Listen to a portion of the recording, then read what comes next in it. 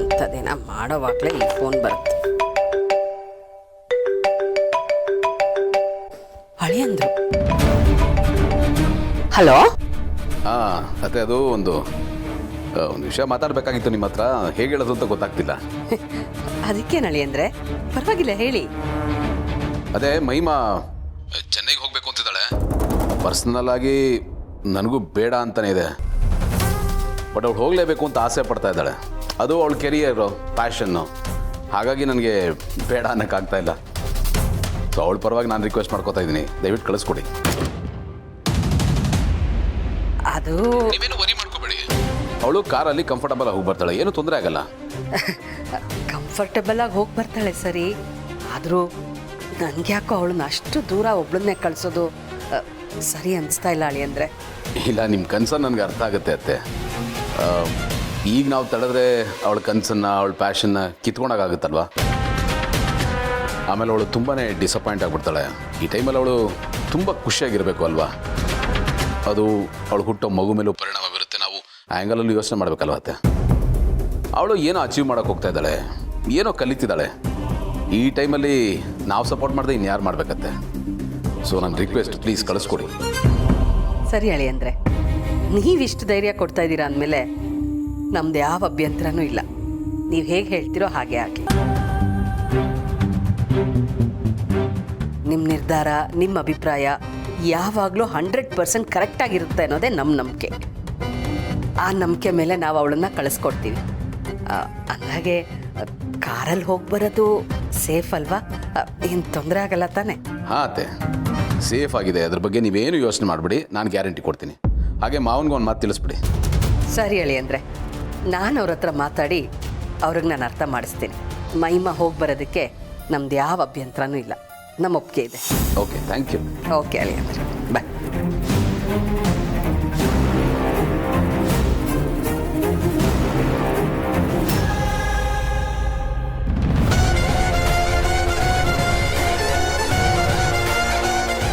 ಸತ್ಯ ಹೇಗೋ ಒಪ್ಕೊಂಡ್ರು. Thank you ಅಣ್ಣ. ಅಲ್ಲ ಗೌತಮ್ ಅವರೇ, ಮಹಿಮಾ ಹೋಗ್ತೀನಿ ಅಂತ ಕೇಳಿದ್ದಕ್ಕೆ ನೀವು ಯಾಕೆ ಒಪ್ಕೊಂಡ್ರಿ? ಈಗ ಒಪ್ಕೊಂಡ್ಬಿಟ್ಟಿದ್ದೀರಾ. ಆಮೇಲೆ ಅವಳಷ್ಟು ದೂರ ಹೋಗಿದ್ದಾಳೆ, ಏನು ಮಾಡ್ಕೊಳ್ತಿದ್ದಾಳೋ, ಹೇಗಿದ್ದಾಳೋ ಅಂತ ಒಳಗೊಳಗೆ ಒದ್ದಾಡ್ತೀರಾ. ಅಲ್ಲ, ಈ ಸಂಭ್ರಮಕ್ಕೆ ಒಪ್ಕೋಬೇಕಿತ್ತಾ? ಇಲ್ಲ ಅಂತ ಹೇಳಿದ್ರೆ ಆಗ್ತಿತ್ತಲ್ವಾ? ನೀವು ಹೇಳೋದು ಸರಿ ಇದೆ, ಬಟ್ ನಾನೇನು ಮಾಡಲಿ? ನನಗೆ ಮುಂಚೆಯಿಂದನೂ ನನ್ನ ತಂಗಿರು ತಮ್ಮಂದರು ಏನೇ ಆಸೆ ಪಟ್ಟರು ಇಲ್ಲ ಅನ್ನೋಕ್ಕಾಗಲ್ಲ. ಬಾಯಿ ಕಟ್ಟಿದಾಗ ಆಗ್ಬಿಡುತ್ತೆ. ಸರಿ ಹೋಯ್ತು ನೋಡಿ, ಸೆಂಟಿಮೆಂಟ್ಸ್ ಇರಬೇಕು, ಆದರೆ ಸ್ವಲ್ಪ ಪ್ರಾಕ್ಟಿಕಲ್ ಆಗು ಯೋಚನೆ ಮಾಡಬೇಕು. ಸೆಂಟಿಮೆಂಟ್ಸ್ ಅಂತ ಆಮೇಲೆ ಓದಾಡೋದು ನೀವು ಅದನ್ನ ಮರಿಬೇಡಿ. ನೀವು ಹೇಳೋದು ನನಗೆ ಅರ್ಥ ಆಗ್ತಾ ಇದೆ ಭೂಮಿಕಾ, ಬಟ್ ಮನ್ಸು ಕೇಳಬೇಕಲ್ಲ. ನೋಡಿ, ನನಗೆ ಮನೆಯವ್ರು ಏನೇ ಆಸೆ ಪಟ್ಟರು ಇಲ್ಲ ಅನ್ನೋಕ್ಕೆ ಬರಲ್ಲ. ನಾನು ಇಲ್ಲಿಂದ ಯೋಚನೆ ಮಾಡಲ್ಲ, ಇಲ್ಲಿಂದ ಯೋಚನೆ ಮಾಡ್ತೀನಿ. ನನ್ನ ತಂಗಿ ಅಷ್ಟೊಂದು ರಿಕ್ವೆಸ್ಟ್ ಮಾಡ್ಕೊಂಡ್ಮೇಲೆ ನಾನು ಬೇಡ ಅಂತ ಹೇಗೆ ಹೇಳಿ? ಹೊಸ ಕಾರ್ನಲ್ಲಿ ಡ್ರೈವರ್ನ ಕರ್ಕೊಂಡು ಕಂಫರ್ಟಬಲಾಗಿ ಹೋಗಿ ಬರ್ತೀನಿ ಎಂದು ಹ್ಞೂ ಅಂದ್ಬಿಟ್ಟೆ. ಈಗ ಟೆನ್ಷನ್ ಆಗ್ತಾ ಇದೆ. ಏನೂ ತೊಂದರೆ ಆಗಲ್ಲ? ಇದನ್ನೇ ನಾನು ಹೇಳಿದ್ದು. ಟೆನ್ಷನ್ ಮಾಡ್ಕೋಬೇಡಿ. ನಿಮ್ಮ ಆಶೀರ್ವಾದ ಹಾರೈಕೆ ಇರೋವರೆಗೂ ಅವಳಿಗೆ ಏನೂ ಆಗಲ್ಲ.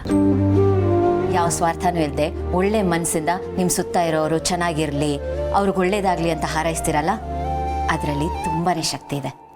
ಅದನ್ನ ಯಾವತ್ತೂ ಅಂಡರ್ ಎಸ್ಟಿಮೇಟ್ ಮಾಡಿಬಿಡಿ, ಅದು ತುಂಬಾ ಪವರ್ಫುಲ್. ಒಟ್ಟಿನಲ್ಲಿ ನೀವು ನನ್ನ ಪಾಲಿಗೆ ಒಂದು ದೊಡ್ಡ ಕ್ವೆಶ್ಚನ್ ಮಾರ್ಕ್ ಆಗಿ ಉಳಿತೀರಾ. ಯಾಕೆ? ನಿಮ್ಮನ್ನು ಅರ್ಥ ಮಾಡ್ಕೊಳ್ಳೋದು ತುಂಬ ಕಷ್ಟ. ನೀವು ಯಾವಾಗಲೂ ಕನ್ಫ್ಯೂಷನಲ್ಲಿರ್ತೀರಾ, ನನ್ನೂ ಕನ್ಫ್ಯೂಸ್ ಮಾಡ್ತೀರಾ. ಅದಕ್ಕೆ ಬಟ್ ಸ್ವಲ್ಪ ಪ್ರಯತ್ನ ಪಟ್ಟರೆ ಶೇರ್ ಮಾರ್ಕೆಟ್ ಇಂಡೆಕ್ಸ್ನ ಅರ್ಥ ಮಾಡ್ಕೊಳ್ಬೋದು, ಆದರೆ ನಿಮ್ಮನ್ನು ಅರ್ಥ ಮಾಡ್ಕೊಳ್ಳೋದು ತುಂಬ ಕಷ್ಟ. You are highly impossible. ರೀ, ನಾನು ಆಗಲೇ ಹೇಳಿದ್ನಲ್ಲ, ನಮ್ಮ ಮನೆಯವರು ಏನೇ ಕೇಳಿದ್ರು ನನಗೆ ಇಲ್ಲ ಅನ್ನೋಕ್ಕಾಗಲ್ಲ. ನೀವೇ ಯೋಚನೆ ಮಾಡಿ. ಒಂದು ತಂದೆ ಸ್ಥಾನದಲ್ಲಿ ನಿಂತು ಮಗಳು ಆಸೆ ಪಟ್ಟಿದ್ದನ್ನ ನಾನು ಈಡೇರಿಸದೆ ಹೋದರೆ ಹೇಗೆ? ತಪ್ಪಾಗುತ್ತಲ್ವಾ? ನಿಮಗೆ ಎಲ್ಲರ ಮನಸ್ಸಿನ ಭಾವನೆ ಅರ್ಥ ಆಗುತ್ತೆ, ಬಟ್ ನನ್ನ ಮನಸ್ಸಿನ ಭಾವನೆ ಯಾವಾಗ ಅರ್ಥ ಆಗುತ್ತೋ?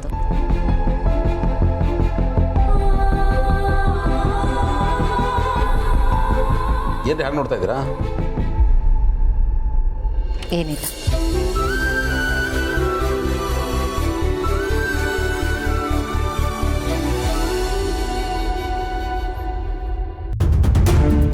ಮಹಿ, ಪ್ಲೀಸ್ ಇನ್ನೊಂದು ಸರಿ ಯೋಚನೆ ಮಾಡು.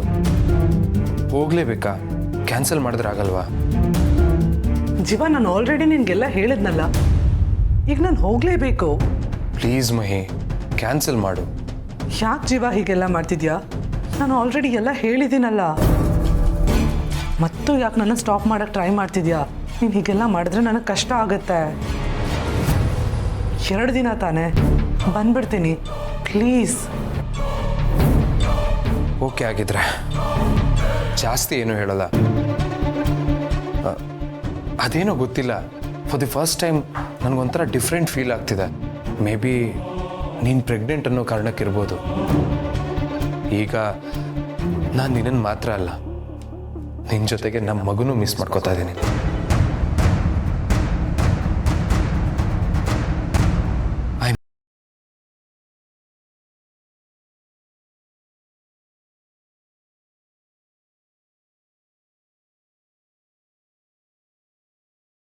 ಜೀವ ಎಮೋಷ್ನಲ್ ಆಗ್ತಿದ್ದಾನೆ ಅಂತ ನೀನು ಎಮೋಷ್ನಲ್ ಆಗಬೇಡ. ಈ ವಿಷಯದಲ್ಲಿ ನೀನು ಸ್ಟ್ರಾಂಗ್ ಆಗಿರು.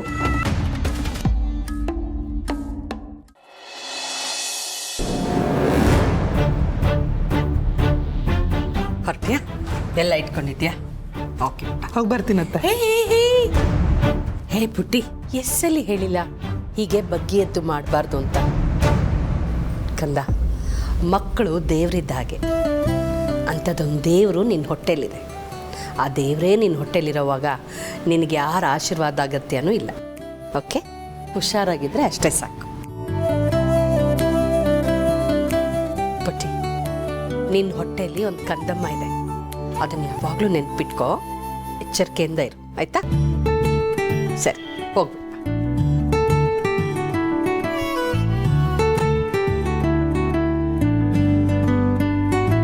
ಸಾರಿ ಅತ್ತೆ, ನನಗೆ ನನ್ನ ಲೈಫೇ ಇಂಪಾರ್ಟೆಂಟು, ನನ್ನ ಕರಿಯರ್ ಇಂಪಾರ್ಟೆಂಟು. ಹೋಗುವಾಗ ಮಗು ನನ್ನ ಜೊತೆ ಇರುತ್ತೆ, ಬಟ್ ಬರುವಾಗಿರಲ್ಲ. ನಾನು ಎಲ್ಲನೂ ಡಿಸೈಡ್ ಮಾಡಿಕೊಂಡೇ ಹೊರಟಿದ್ದೀನಿ. ಹುಷಾರು ಕಂದ. ಸರಿ ಅತ್ತೆ, ಬಾಯ್. ಬಾಯ್ ಅತ್ತಿಗೆ. ಬರ್ತೀನಿ. ವೇಟ್ ಅಣ್ಣ ನೀನು? ಹೌದು, ನಾನೇ ನಿಮ್ಮ ಅಣ್ಣ. ವಾಟ್ ಇಸ್ ದಿಸ್ ಮಹಿ? ನನ್ನ ಆಶೀರ್ವಾದ ಇಲ್ಲದೆ ಹೌ ಕ್ಯಾನ್ ಯು ಗೋ? ನಿನ್ನ ಆಶೀರ್ವಾದನಾ? ಹೋಗಲ್ಲೋ, ನಿನ್ನ ಹೆಸರಿಗೆ ಮಾತ್ರ ನಮ್ಮ ಅಣ್ಣ. ನೋಡಕ್ ನನಗಿಂತ ಚಿಕ್ಕವನ್ ಥರ ಇದೆಯಾ? ನಿನ್ನ ಆಶೀರ್ವಾದ ನಾನು ತಗೊಳ್ಳೋದ? No way, chance. Okay cool down. ನೋಡು, ನೀನು ನನ್ನಿಂದ ಆಶೀರ್ವಾದ ತಗೊಳ್ಳಿಲ್ಲ ಅಂದ್ರೂ ಪರವಾಗಿಲ್ಲ. ನಾನು ನಿಮ್ಮ ಅಣ್ಣ ಆಗಿ ನನ್ನ ಡ್ಯೂಟಿ ನಾನು ಮಾಡ್ತೀನಿ. ಸೊ ವಾಲಂಟಿಯರ್ ಆಗಿ ನಾನೇ ನಿಂಗೆ ಆಶೀರ್ವಾದ ಮಾಡ್ತೀನಿ. ಓಕೆ, ಹೋಗಿ ಬಾ ತಂಗಿ, ನಿಂಗೆ ಒಳ್ಳೇದಾಗಿ. Thank you. ಅಪ್ಪಿ, ಪಾರ್ಥ ಅವ್ರನ್ನ ಕೂರಿಸಿ ಕಾಫಿ ಕೊಟ್ಟಿರೋ. ಹಾಂ ಮಾಡ್ಕೊಡ್ತೀನಿ. ನಾನು ಜೀವ ಹೋಗಿ ಮಹಿನ್ ಬಿಟ್ಟು ಬರ್ತೀನಿ. ಬಾಯ್ ನಾವು. ಬಾಯ್.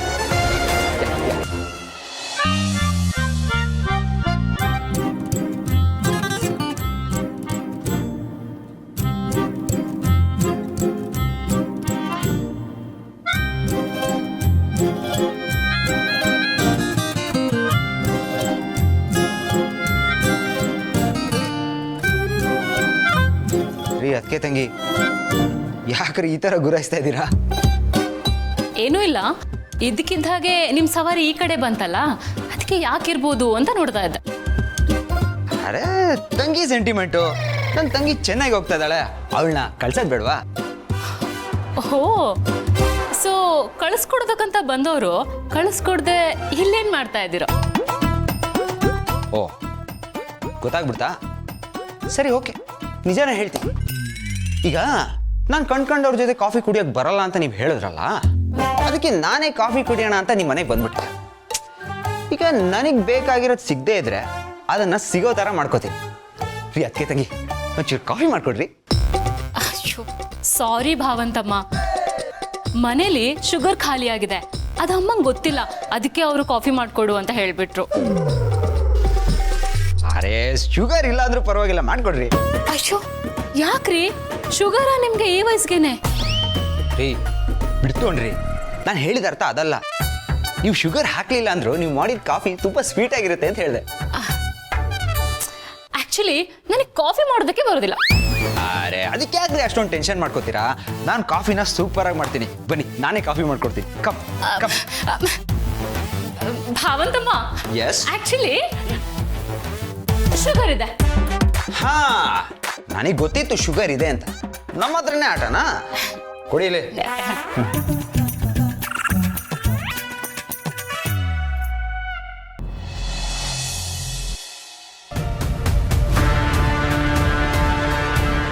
ದೀಪಾಂಶು, ಡಾಕ್ಟ್ರಿಗೆಲ್ಲ ನೀಟಾಗಿ ಎಕ್ಸ್ಪ್ಲೈನ್ ಮಾಡಿದ್ಯಾ ತಾನೆ? ಏನೂ ಪ್ರಾಬ್ಲಮ್ ಇಲ್ಲ ಅಲ್ವಾ? ಇಲ್ಲ Mahi, nothing to worry, everything is clear.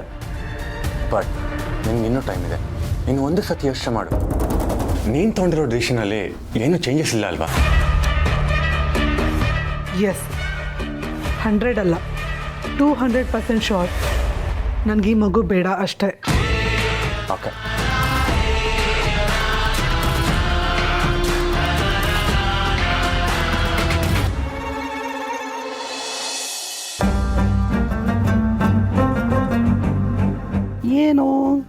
ಏನು ನೋಡ್ತಾ ಇದೀಯ ನೀನು? ಓಡೋಡೋಡೋಡು ಅಲ್ಲಲ್ಲ, ನಿದ್ದೆ ಬರ್ತಾ ಇದೆಯಾ?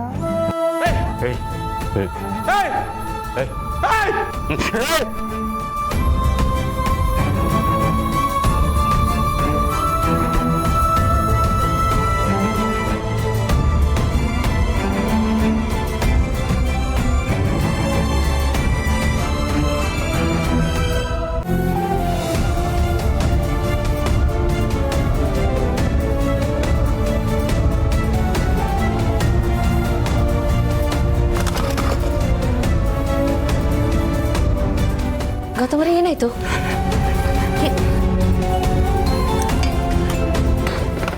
ಏನಾಯ್ತು? ಸಮಾಧಾನ ಮಾಡ್ಕೊಳ್ಳಿ. ಏನಾಯ್ತು? ಅದು ಒಂದು ಕೆಟ್ಟ ಕನಸು ಬಿತ್ತು. ಯಾವತ್ತೂ ಈ ಥರದ್ದು ಕನಸು ಬಿದ್ದಿಲ್ಲ. ಭಯಂಕರವಾಗಿತ್ತು. ಈಗಲೂ ಭಯ ಆಗ್ತದೆ. ಭಯಂಕರವಾದ ಕನಸ? ಏನು?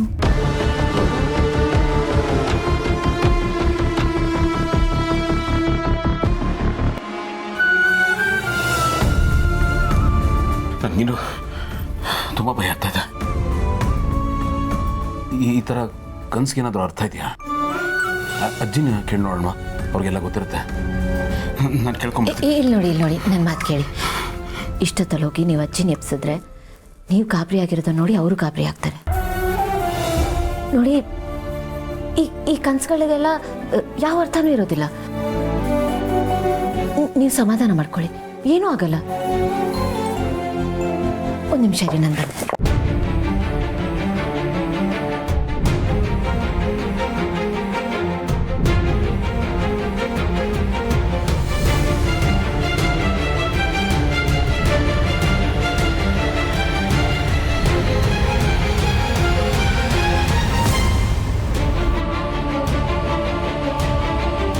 ಗೌತಮರೇ,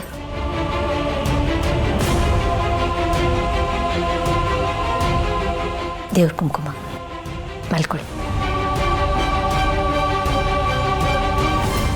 ಏನೂ ಆಗಲ್ಲ, ಮಲ್ಕೊಳ್ಳಿ. ದೇವ್ರ ನೆನಪಿಸ್ಕೊಂಡು ಮಲ್ಕೊಳ್ಳಿ. ನೀವು ಮಲ್ಕೊಳ್ಳಿ. ನಾನು ಮಲಗ್ತೀನಿ, ಮೊದಲು ನೀವು ಮಲಗಿ.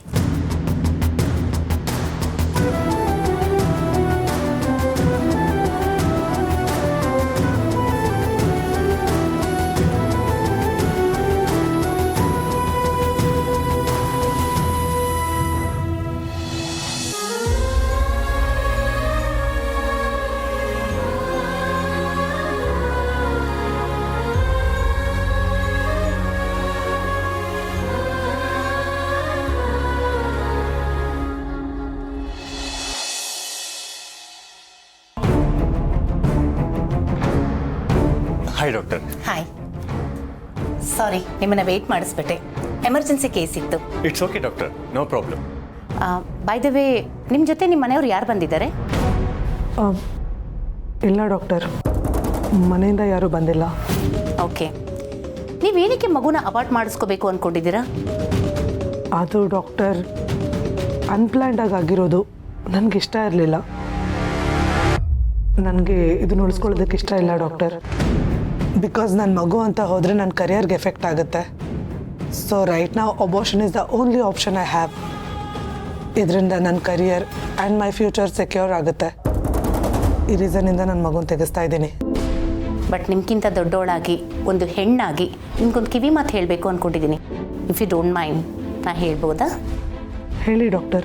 ನೋಡಿ, ಮಗು ಆಗೋದು ಒಂದು ದೊಡ್ಡ ವಿಚಾರನೂ ಅಲ್ಲ, ಹಾಗಂತ ಅದು ಸಣ್ಣ ವಿಚಾರನೂ ಅಲ್ಲ. Because of lifestyle, work stress, pollution, late marriages, ಹೀಗೆ ಡಿಫ್ರೆಂಟ್ ರೀಸನ್ಸಿಂದ ಫರ್ಟಿಲಿಟಿ ರೇಟು ಡ್ರಾಪ್ ಆಗ್ತಾ ಇದೆ. ಈಗ ನಿಮಗೆ ಅಬಾರ್ಷನ್ ಮಾಡಿಸ್ಕೊಡೋ ರೈಟ್ಸ್ ಏನೋ ನಿಮ್ಮ ಕೈನಲ್ಲೇ ಇದೆ.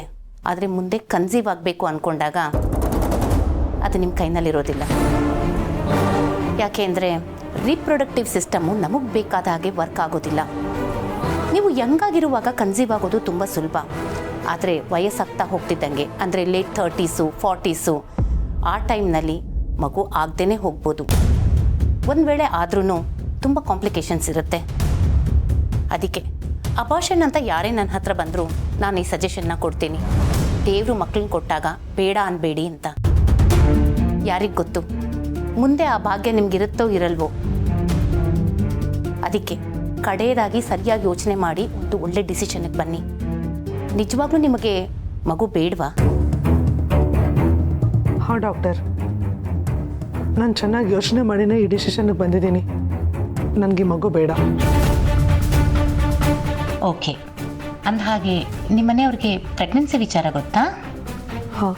ಮತ್ತೆ ಅಬಾರ್ಷನ್ ಇದು ಅವ್ರಿಗೆ ತಿಳಿಸಿದ್ದೀರಾ?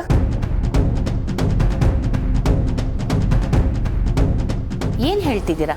ನಾಳೆ ಮಗು ಇಲ್ಲ ಅಂತ ಗೊತ್ತಾದರೆ ನೀವು ಮನೆಯವ್ರಿಗೆ ಏನು ಉತ್ತರ ಕೊಡ್ತೀರಾ? ಅರ್ಜೆಂಟಾಗಿ ಯಾವುದೇ ಡಿಸಿಷನ್ ತಗೊಳಕ್ಕೆ ಹೋಗಬೇಡಿ. ನಾನು ಮತ್ತೆ ರೌಂಡ್ಸ್ಗೆ ಹೋಗಿ ಬರ್ತೀನಿ. Okay?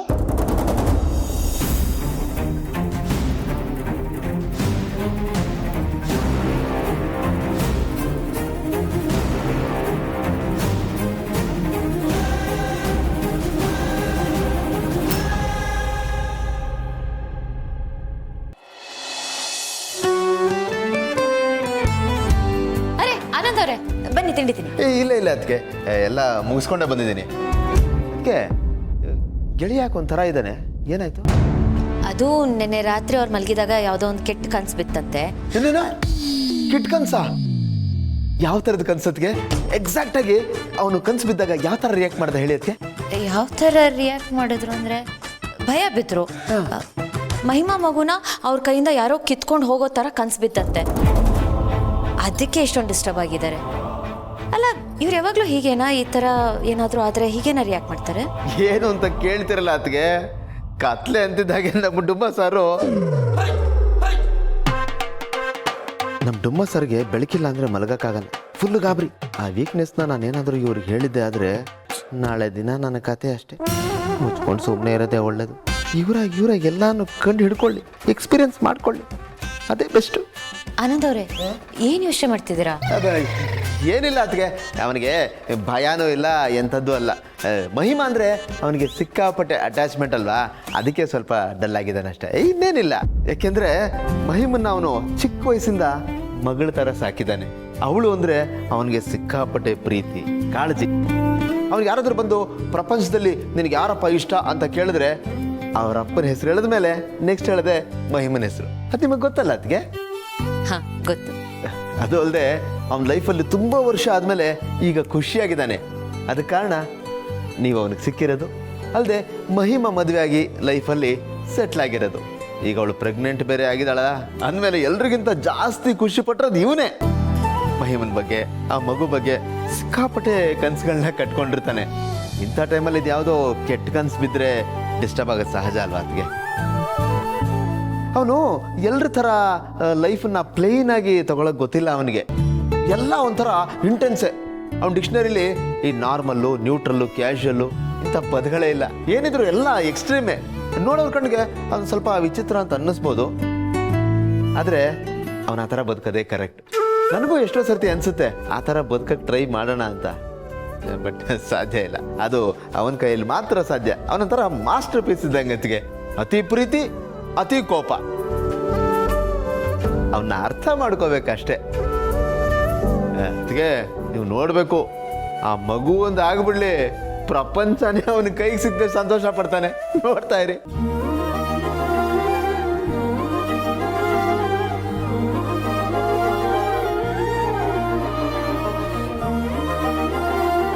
Thank you so much. S.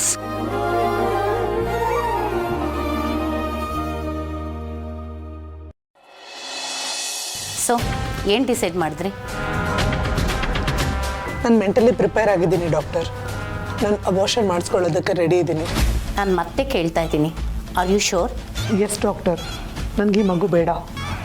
Okay, ನಿಮ್ಮ ಕಡೆಯಿಂದ ಒಂದು ಕನ್ಸರ್ನ್ ಸೈನ್ ಮಾಡಿಬಿಡಿ. ಓಕೆ ನರ್ಸ್, ಇವರನ್ನು ಆಪರೇಷನ್ ಥಿಯೇಟ್ರಿಗೆ ಶಿಫ್ಟ್ ಮಾಡಿಬಿಡಿ.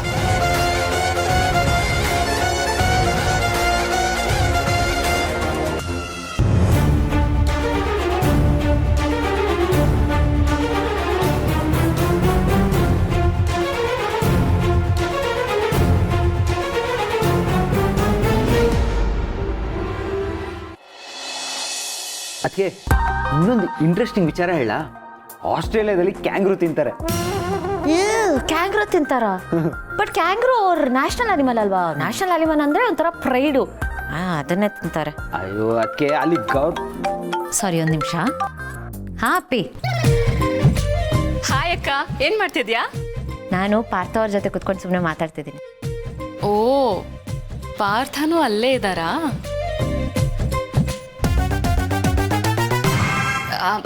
ಅಕ್ಕ, ಇವತ್ತು ನಂಗೆ ಫೋಟೋ ಶೂಟ್ ಇದೆ. ಅದೇ RR ನಗರಲ್ಲಿ ಆರ್ಟ್ ಸ್ಟುಡಿಯೋ ಇದೆ ಅಲ್ವಾ, ಅಲ್ಲಿ. ಓ ಹೌದಾ? ಗುಡ್ ಗುಡ್ ಗುಡ್, ಹೋಗಿ ಬಾ, ಆಲ್ ದಿ ಬೆಸ್ಟ್.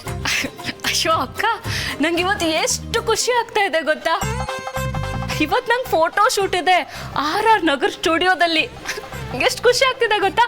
6 ಗಂಟೆವರೆಗೂ ನಾನು ಅಲ್ಲೇ ಇರ್ತೀನಿ. ಹಾ ಅಪ್ಪಿ, ನನಗೆ ಗೊತ್ತಾಯ್ತು. ಹೇಳಿದ್ದೀರಾ, ಪದೇ ಪದೇ ಯಾಕೆ ಹೇಳ್ತಿದೀಯಾ? ಗೊತ್ತಾಯ್ತಾ ನಿಂಗೆ?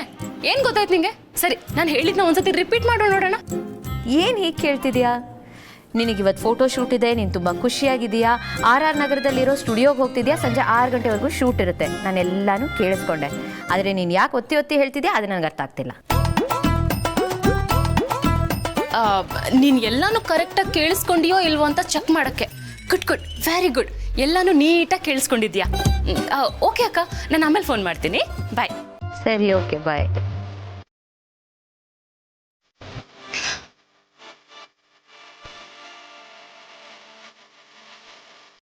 ಏನಾಗಿದೆ ಇವಳಿಗೆ? ಓ ಇದ ಮ್ಯಾಟ್ರು. ಪದೇ ಪದೇ ರಿಪೀಟ್ ಮಾಡಿ ಹೇಳ್ತಾ ಇದ್ದಾರೆ ಅಂದ್ರೆ ಅದಕ್ಕೆ ತಂಗಿ ನನ್ಗೇನು ಹಿಂಟ್ ಕೊಡ್ತಾ ಇದ್ದಾರೆ ಅಂತ ಅನ್ಸ್ತಾ ಇದೆ. ಓ ನಾನಲ್ಲಿ ಹೋಗ್ಬೇಕಾ ಏನು? ಹೋಗ್ಲೇಬೇಕು. Partha, don't waste time, get ready and go. ಅದಕ್ಕೆ ನಂಗೊಂಚೂರು ಕೆಲಸ ಇದೆ, ಹಿಂಗೋಗಿ ಹಿಂಗೆ ಬಂದ್ಬಿಡ್ತೀನಿ. ಅಲ್ಲ ಪಾರ್ಥ, ಇವತ್ತು ಯಾವ ಕೆಲಸನೂ ಇಲ್ಲ, ಬನ್ನಿ ಅದಕ್ಕೆ ಮಾತಾಡೋಣ ಅಂತ ನೀವೇ ತಾನೇ ಕರ್ಕೊಂಡು ಬಂದ್ರಿ. ಈಗ ಅದು ಆ್ಯಕ್ಚುಲಿ ನಾನು ಮರ್ತ್ಬಿಟ್ಟಿದೆ. ನನ್ನ ಫ್ರೆಂಡ್ ಒಬ್ಬ ಸಿಗ್ತೀನಿ ಅಂತ ಹೇಳಿದ್ದ, ಅವನ್ನ ಮೀಟ್ ಮಾಡಿ ಬಂದ್ಬಿಡ್ತೀನಿ. ಸರಿನಾ ಅದಕ್ಕೆ? ಸರಿ, ಓಕೆ ಓಕೆ, ಬಾಯ್. ಬಾಯ್.